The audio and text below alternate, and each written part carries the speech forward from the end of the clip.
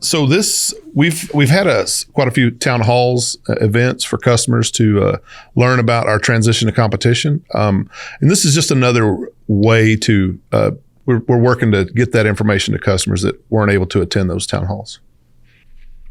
So as we've gone through this process, we've been really trying to get out there, really starting last spring, to educate folks on this big transition that will be coming up at the first of 2024.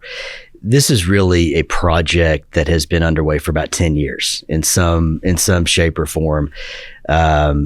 We came out as LP&L to the public in September 2015 and said that our future was going to be in the ERCOT market, that we were going to seek integration into the Texas state market for all of the benefits that it provided.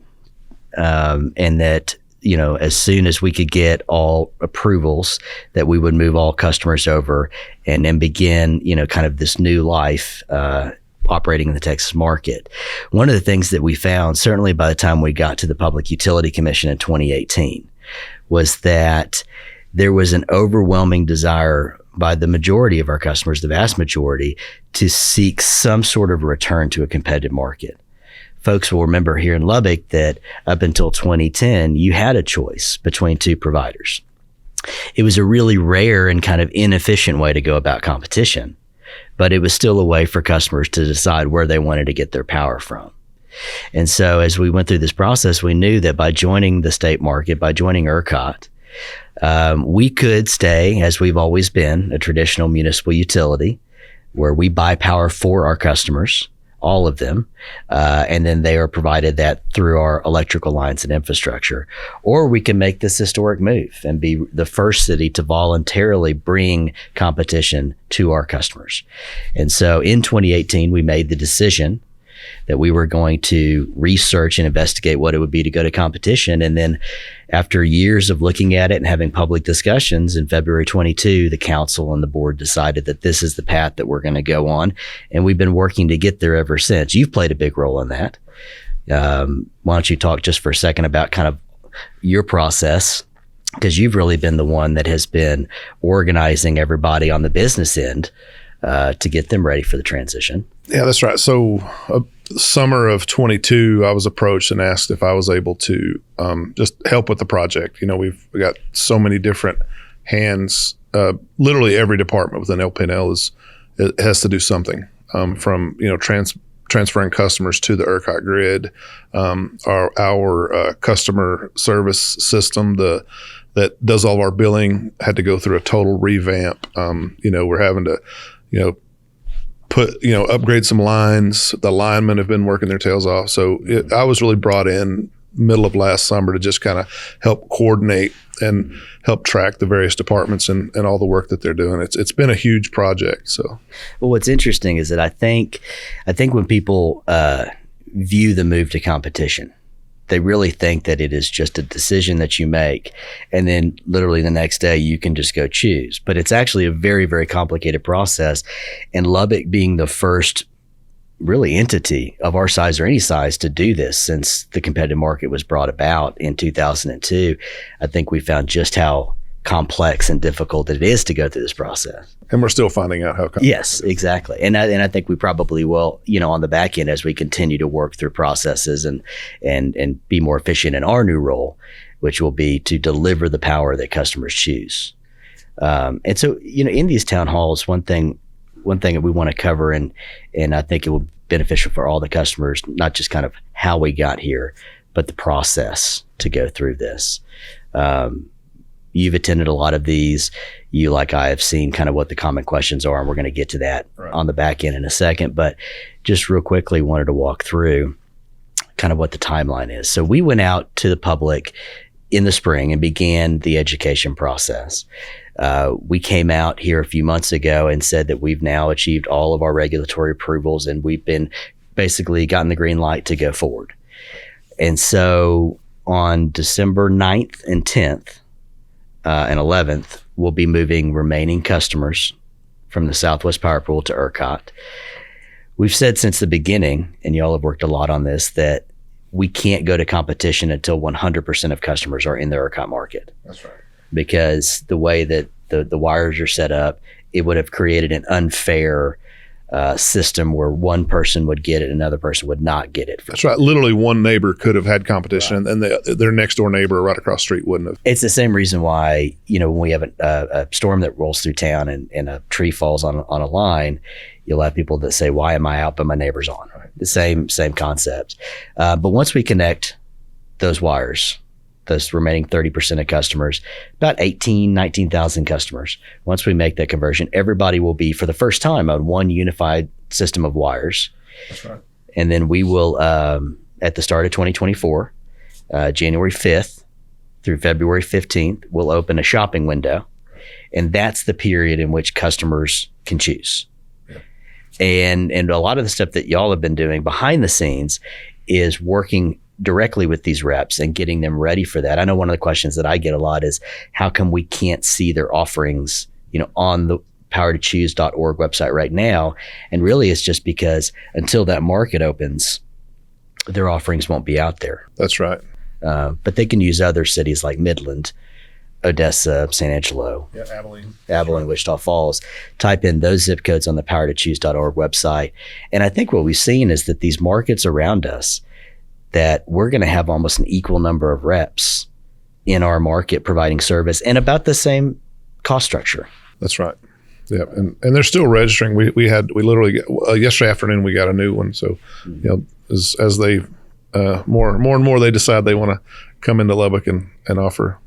Well, it's interesting because when you talk to groups around the city, and you mentioned that we're going to have somewhere between 34, 35, different providers to choose from. Sometimes that gives people a lot of pause. But I think what you find when you dig in there is that, they can really tailor this. They can go to the powertochoose.org website or call these companies individually from our website and walk through exactly what they want to see their power supply look like, kind of cost and contract, and that will narrow down your choices. We're seeing some of these reps really only serve industrial customers. That's right. That's a good point. So, and it's a fair number of them, maybe 6 or 8, 10 of them. I don't know the number, but they only offer, they're looking for a commercial and industrial. So, the vast majority of residents wouldn't even have to worry about those. But I think the good thing is that we've seen these competitive markets around us. And, you're also going to have it in Dallas and Houston, but I like to focus on those kind of comparable sized cities around us. I think the encouraging thing is that market has been growing, and it's a healthy market of over 20 years. And I think our big fear was that we were going to enter the market and maybe not have as many providers. Yeah, we really didn't know. There was that fear of the unknown of, does anybody really want to come serve Lubbock? And the response has been positive from the reps, from the market, from the other TDSPs. They've been very helpful, and from ERCOT as well. Well, to get back to, so the shopping window, January 5th through February 15th, customers can pick a provider on day one. They can pick a provider on February 15th, but it is important that they go out there, research, and that they do pick a provider, whether they call them directly or they go to the website, powertochoose.org. Once that ends at February 16th, basically, then y'all will go through the process behind the scenes of making sure that everybody's connected to where they need to be. And then if they haven't chosen a provider for whatever reason, y'all will go through kind of a blind assignment process in order to get them a rep. Yeah, that's correct. So we'll look through our system and see who doesn't have an enrollment with a retail provider, and then anyone that doesn't, that is active in our system, we'll divide them up into 3 groups and evenly distribute those 3 between 3 different very reputable reps. They've been in the market for a while. They're the largest of the reps around. This is what they do. They'll take customers with little or no notice and provide power, and that's just done to ensure there's continuity of service. We don't want anybody to fall through the gaps.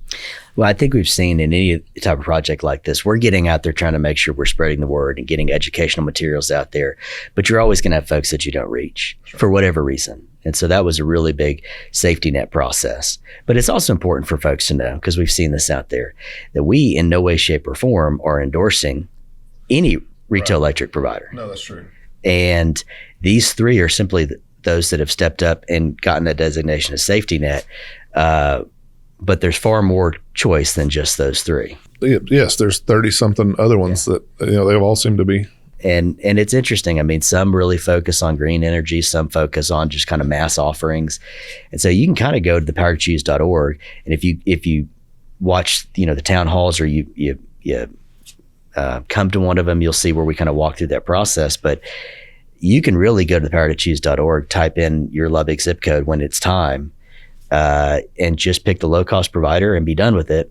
Or take a little bit more time, pick one with a better customer service rating, more features and programs and things like that. And all of these things that they offer, all of their fee structures, they're all included in a fact sheet that's right there for you to read before you sign up.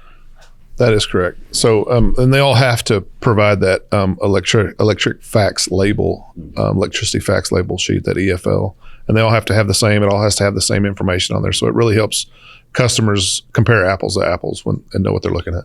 Because we always spend a lot of time in these town halls and these group settings with people talking about particular things like deposits or different policies. And what we regularly tell them is it all has to be listed right there in black and white, apples to apples. Yeah. So as we get to this time period of January 5th through February 15th, one of the things that we're going to be doing is holding shopping fairs. It's something that we've told customers we would provide so that they have the opportunity to meet these folks in person, face to face, and sign up with them and gather more information. If they don't have the ability to get on the internet, they can come to the Civic Center. And we're looking to have those January 5th and 6th, January 22nd and 23rd, and February 10th, if I remember correctly. Okay. All right. I don't have my cheat sheet. So, but even beyond that, we still have 2 more district meetings that'll be coming up here in 2023. And I'm assuming that council members will probably have some in 2024 as well. Yeah, we're anticipating a few more. So we'll have a district 3 and 6 meeting on Monday, December 5th. And then we're going to have a district 4 and 5 meeting on December 19th. But if for some reason you can't go to those, or if you're watching this and those dates have passed, we'll have on our website, community meetings and shopping fairs and things like that. Right. And then you're working very closely with the retail providers themselves in order to kind of make sure that they're aware and that they know. And I think it's something that they've been asking for. They have. They're looking forward to it. Yeah. Getting their teams on the ground, because a lot of the work has been remote, but they're looking to come to Lubbock and meet face to face with our customers. Yeah, that's good. And then once we get to March, so we've gone through the shopping window, January 5th through February 15th. We've then gone through the process after that, those couple of weeks ending February, where y'all are making sure everybody is where they need to be and getting people safety net providers if they haven't chosen. And then starting March 4th, talk a little bit about what that month looks like as we go through and people are actually transitioned to the chosen providers. So yeah, that's a good point, Matt. So on March 4th, the billing cycle that is that day, and I think it's actually our second billing cycle, and that's something we didn't realize when we were setting these dates this last year. But so we're going to transition each group of customers on their meter read cycle. So everybody that's part of we have 21 of those. So that first day, we're going to take all the, we will get your meter reading from the system, send you your last bill from LP&L, and then transfer you immediately to an REP. So you'll start a new full month with your chosen retail electric provider. So you'll get your finaled out bill from LP&L as part of your City of Lubbock Utilities bill there in March. That's right. If you have a deposit on file, through that process of switching over, that'll be returned to the customer. And then starting in April, they need to look for their electric bill from their chosen provider. That's right. That'll have that first kind of month's worth of consumption. Yes. Okay. And then going forward, folks will get their bill from company A, B, or C. City of Lubbock Utilities is still going to be your billing and customer service for water, stormwater, solid waste, because those are outside of LP&L. So that you'll still get that. It'll be a little bit like somebody that's on South Plains Electric Cooperative today. That's right. You'll get your bill from SPEC like you do, and then you'll get your city services on COLU. Right. And that process won't change. So it's something we've gotten from a lot of folks, as we've gone through this. So that's really kind of the time frame in all of this. Is there what else have we not touched on? We're going to do, questions here in a second, kind of the 5 common questions that we get, but I think that pretty much kind of runs us through how we get to March. Obviously, there's a lot of different facets, and we want folks to go to the website as much as they can to look at those. Yes. But, as we go through this process, we've got short videos that hopefully will kind of be instructional for people to get them to where they need to be. We've got any number of different handouts and packets and things, but even those town halls that we do, those slide decks, you can go on lpnl.com and download those, or you can go to the city's website too and watch those videos. I think we learned that the library is keeping stacks of those on their lobbies. That's a good point. Yeah, if we talked a minute ago, folks that don't have internet access, that can't get to where they need to be. With technology wise, they can go to any of the city libraries, and they've got our shopping guides. Yep. And we have those in our lobby as well across the street. And then, City of Lubbock Utilities, we have it there. And then we're also looking, at least during the shopping window, at different, community centers, if there's a role that they can play in this as well. So, well, that kind of really runs us through all of this. And obviously, as we've said, we need to stress as much as we can that every single bit of this information that we're talking about here today, or at any of these council district meetings, all of that information is on our website at lpnl.com. And they can go, and any customer can go view any of that. It's important to say that if you call City of Lubbock Utilities at 775-2509, the folks that answer the phone there, by rule and by law, they can't choose for you. Right. We can't offer any advice. They can't. There's a very limited role they can play, by kind of rule of law. But that's why we're trying to do as much as we can outside of that to get information to customers. Yeah, and they will help you too. If you need to call, but they'll help you as much as they can. Let's go through kind of the top 5 questions that we have gotten. We'll kind of do this rapid fire, and then we'll wrap up. So, and these are the questions that customers have asked. Number 1 that we get most common is, can I stay with LPNL? Lubbock Power and Light is not going to be a provider. It's not going to be an option in this new market. And the reason is that we, as part of this process, we are transitioning into what is called a transmission and a distribution utility, which means that we own, maintain, and are responsible for all of the electrical infrastructure around the city. Anywhere across the state of Texas where you have competition, where there is a competitive market, you have one entity that serves the role of taking care of the wires. Encore, AEP, CenterPoint, Texas New Mexico Power. Lubbock will now be one. So you will choose your power and where you want to buy it from, and we are simply responsible for the delivery mechanism of that, comprising about 30% of your rate, which is standard across the board.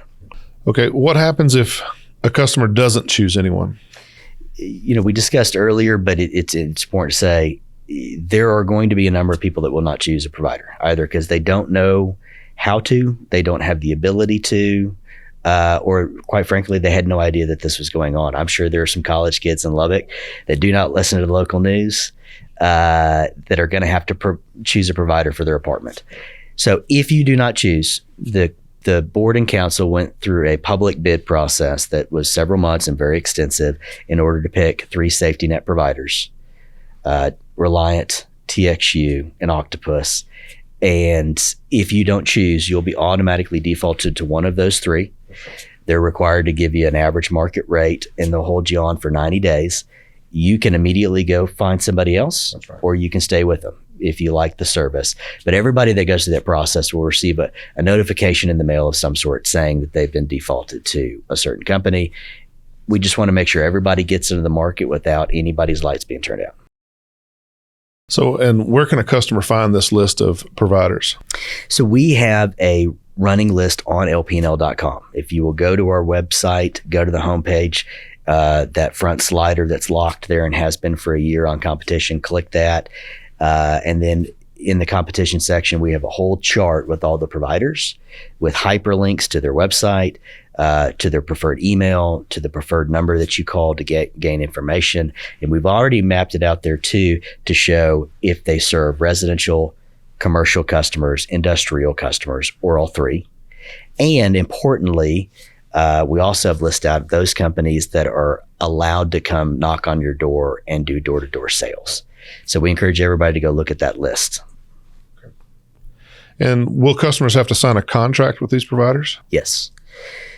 When you go through this process and you select a provider, we often compare this to shopping for a cell phone plan or an internet plan, in that there are options that you have where you can have kind of a prepay and things like that. But the vast majority of customers, you're going to look at their terms, be it 3 months, 6 months, 12 months, 24 months, and the quoted price. And it should be said too that we will have up on our website what our all-in rate is for LP&L, so that you can do an apples to apples comparison. But once you choose your provider, part of that process will be that you'll sign a contract basically for that length of time, like you would a cell phone. And it's why it's important to read the fax label. Right. If you should decide to leave early, there may be a termination penalty. You're going to want to take a look at that. But all of that has to be listed in the fact sheet that you'll review before you sign. Yeah, and that's something we've learned too, is if they all have a month-to-month rate, but typically you'll save a little money if you do sign a contract. And yeah, that's true. Is there a deposit required with other providers? You have to, yes. The short answer is yes. There is. You have to look at this as you're signing up with a new electric provider. If you today moved out of Lubbock and moved to Austin, where they have a municipally owned utility like Lubbock is, you would have to pay a deposit with Austin Energy. If a customer moved from the central part of Lubbock to Southwest Lubbock and signed up with SPEC, they'd have to sign a deposit. But all of these providers, there has to be a mechanism for them to return that deposit. So before you sign, you're going to want to see what the amount of the deposit is. It'll be put on that first bill that you'll likely receive in April. And then for good paying customers, that'll get returned to them. But also for good paying customers, there's a letter of credit that's already loaded up in their account on City of Lubbock Utilities that they can take a look at and submit in order to try to get their deposit waived. And as we've also found, there's exemptions like folks over 65. Right. So there are ways to get your deposit waived, but by and large, that will be a requirement as we take this next step. Well, that's the top 5. I think that pretty much covers everything. We kind of walked through the schedule, and we kind of went over these questions, which are good. But we've got about 150 more questions on our website as part of our FAQ section, so we encourage people to go look at those. And if you can, try to attend one of these town halls or things, because every single one of these events we hold, we end up coming back and adding to the frequently asked questions section or modifying information on our website based off of the back and forth that we get from customers. So they've been good events, and hopefully folks can come out. But if they can't, hopefully they've watched this, they go to the website, they gather more information from lpnl.com.